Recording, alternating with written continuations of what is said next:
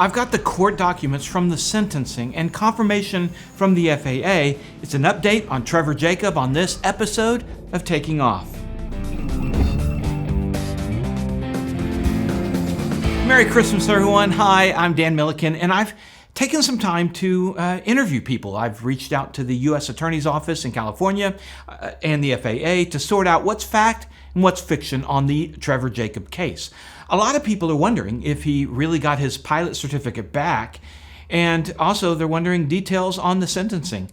I'm going to give that to you in this episode. I want to thank our sponsors like Flying Ice, the best glasses for helmets and headsets with incredibly thin frames behind the ears. A lot less fatigue when you've got those headsets on. Use our discount code TAKINGOFF, all caps, one word, for 10% off.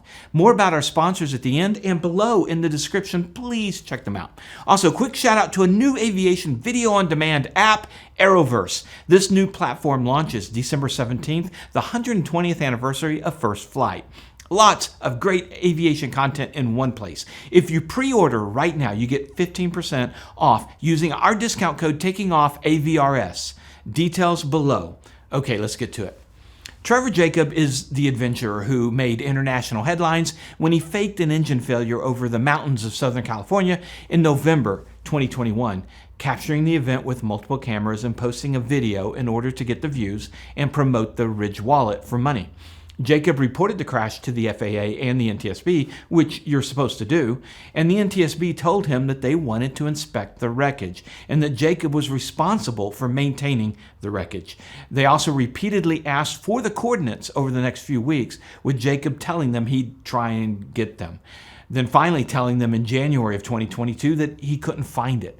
And in the meantime, he'd gotten a helicopter company and a friend to fly out and pull the wreckage from the mountains in early December, and he brought it back to his hangar where he cut up the plane and disposed of it. And keep in mind, there's two investigations going on. You've got the FAA starting one, and then the NTSB is working theirs. Again, that's normal. The FAA completed their investigation and on April 11th, 2022, issued an emergency revocation of Jacob's pilot certificate. And under the agreement between Jacob and the FAA, he would not be able to reapply for a pilot's license certificate until February 11th, 2023. 10 months. The big question going around the aviation social media boards is, does Trevor Jacob really have his pilot certificate back? I have confirmed with the FAA that Jacob's application is working its way through the standard practice and that he does indeed have a temporary airman certificate. So yes, Jacob can legally fly again right now. He received his temporary certificate on June 17th, 2023 after completing a check ride with DPE Clifton Schumann. That's the FAA's case. They ruled a revocation, and Jacob walked out the punishment and has now been given a second chance to fly. Now, here's an interesting point. In the plea agreement of April 2023 that Trevor Jacob signed, paragraph 16 reads, "The prohibition that defendant shall not apply for a pilot's license of any type." And I've asked the USAO if they view this latest development, Jacob applying for and receiving his private pilot certificate, as a violation of the plea agreement. But the answer is that the paragraph deals with his right of appeal and basically meant that if the court had taken away his ability to apply for a certificate, he would be unable to appeal that decision. However, the court at the end made no such order. I'm adding something in the editing.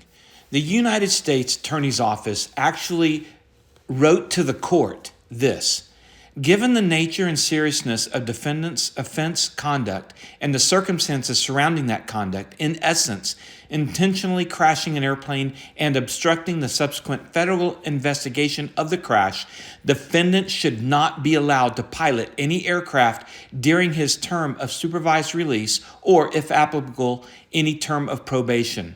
The government strongly objects to defendant being able to exercise the privileges of a licensed pilot during his term of supervised release or probation. The recklessness and risk created by defendant's conduct run directly counter to a licensed pilot's responsibilities.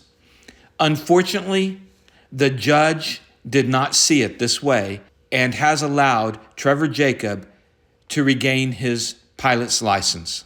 One more point on the revocation. Jacob intentionally crashed a plane by bailing out of it, leaving it to land wherever and on whomever might be below. And yes, it was a forest, so likely nobody under it. But you can't ever be 100% sure. So the FAA, for that incredibly dangerous act, took his certificate away for 10 months.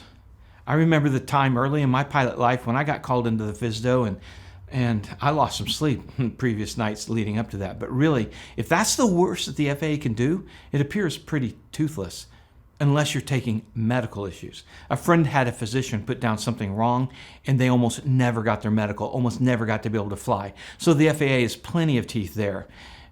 You can maybe take one medicine too many, never fly. You can bail out of a plane, crash it wherever. Well, okay, we won't get into that. You just let me know what you think.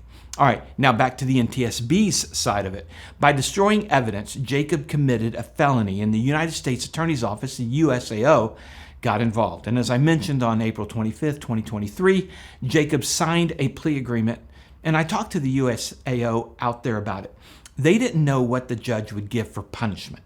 The plea agreement is a complicated document with different punishment levels. And the document basically says the USAO will seek a reduced level because Jacob was coming clean. But they also recommended 2 years or more of prison because he fell into a certain criminal history category because of 2 prior trespassing convictions from the summer of 2017. And when I got the sentencing papers from the USAO this week, they had further reduced their recommendation for time based on an appeal by Jacob's attorney calling into account that the 2 trespassing offenses were actually one and the same, and thus he moved from one category of offender into a lesser one, which meant a lesser sentence. The USAO recommended to the judge a 12-month term of imprisonment, a fine of $10,000, a 2-year term of supervised release, and a $100 special assessment fee. On December 4th, 2023, the U.S. District Judge ordered that Trevor Jacob, being guilty of destruction and concealment of a tangible object with intent to obstruct federal investigation in violation of 18 U.S.C. 1519, be committed to the Bureau of Prisons for a term of 6 months. In addition, a term of 2 years supervised release. The defendant to pay the $100 special fee, but the $10,000 fine was waived because the court found that the defendant had established that he is unable to pay and unlikely to become able to pay any fine.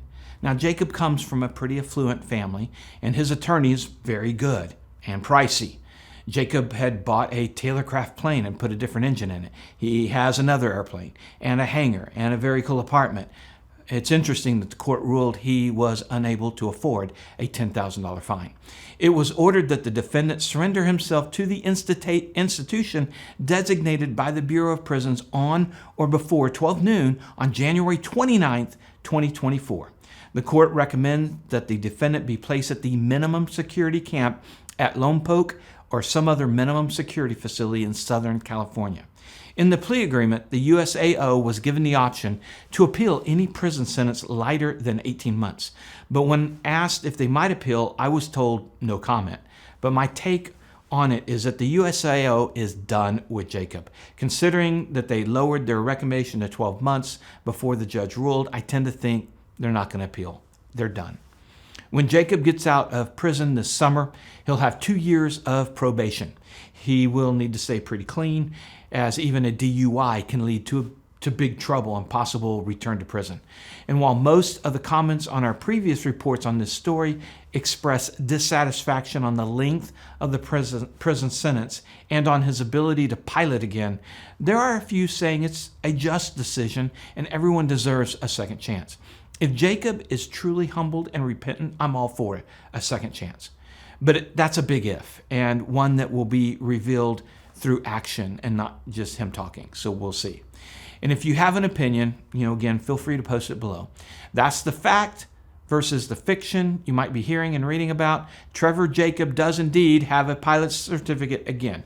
He will spend 6 months starting at the end of January 2024 in a minimum security federal prison and then serve 2 years of probation. The FAA revocation punishment was for the reckless nature of the crash. The felony was not for crashing the plane, but for obstructing the investigation.